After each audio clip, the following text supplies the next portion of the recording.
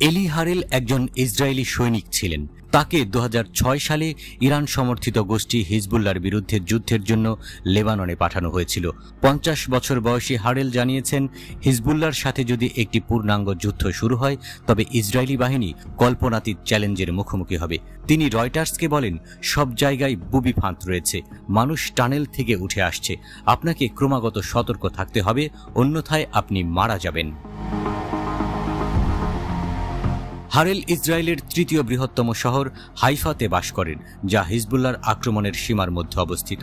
হাইফার mayor সাম্প্রতিক সর্বাত্মক যুদ্ধের ক্রমবর্ধমান ঝুঁকির কারণে বাসিন্দাদের খাদ্য ও ওষুধ মজুত করার আহ্বান জানিয়েছেন।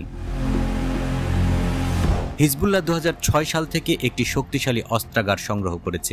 হামাসের মতো হিজবুল্লাহর যোদ্ধা এবং অস্ত্র সরানোর জন্য সুরঙ্গের মতো একটি নেটওয়ার্ক রয়েছে। এর যোদ্ধারা সিরিয়ার প্রেসিডেন্ট বাশার আল আসাদের বাহিনীর সাথে 1 দশকেরও বেশি সময় ধরে প্রশিক্ষণ নিচ্ছে। গাজা থেকে ইসরায়েলি বাহিনীকে দূরে সরিয়ে নিতে হিজবুল্লাহ এখন পর্যন্ত উত্তর ইসরায়েলের একটি অংশে তাদের আক্রমণ সীমাবদ্ধ রেখেছে। হিজবুল্লাহর হামলায় উত্তর ইসরায়েলের প্রথম ব্যাপক উচ্ছেদে প্রায় 60,000 বাসিন্দাকে তাদের বাড়িঘর ছেড়ে যেতে হয়েছে। ইয়েল হুলাতা একজন সাবেক ইসরায়েলি জাতীয় নিরাপত্তা উপদেষ্টা। তিনি বলেছেন, ইসরায়েলিরা তাদের নিজেদের দেশে নির্বাসনে থাকতে পারে না, এটা ঘটতে পারে না। বেসামরিক নাগরিকদের রক্ষা করা IDF এর দায়িত্ব। এটা আমরা 7 অক্টোবর করতে ব্যর্থ হয়েছি।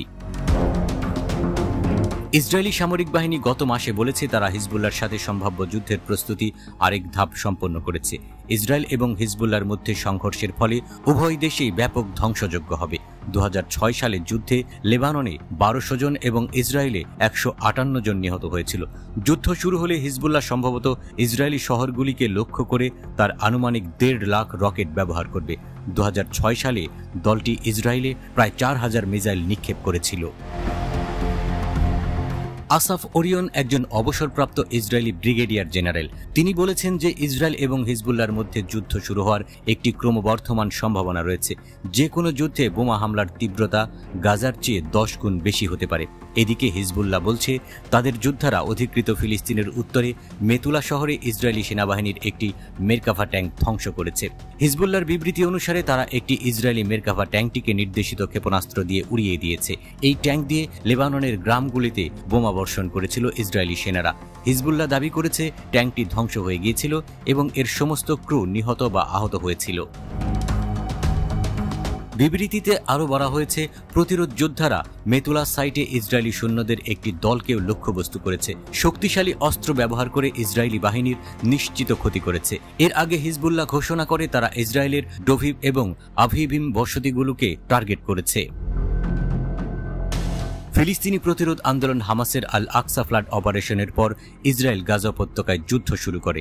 একদিন পর 8 অক্টোবর থেকে হিজবুল্লাহ লেবাননের সীমান্তে ইসরায়েলি অবস্থানের বিরুদ্ধে অভিযানে নিযুক্ত রয়েছে। হিজবুল্লাহর দাবি তারা ইসরায়েলের ব্যাপক ক্ষতি করেছে, তবে ইসরায়েলি কর্তৃপক্ষ সামরিক মৃত্যুর প্রকৃত সংখ্যা এবং বস্তুগত ক্ষতির পরিমাণ গোপন করে।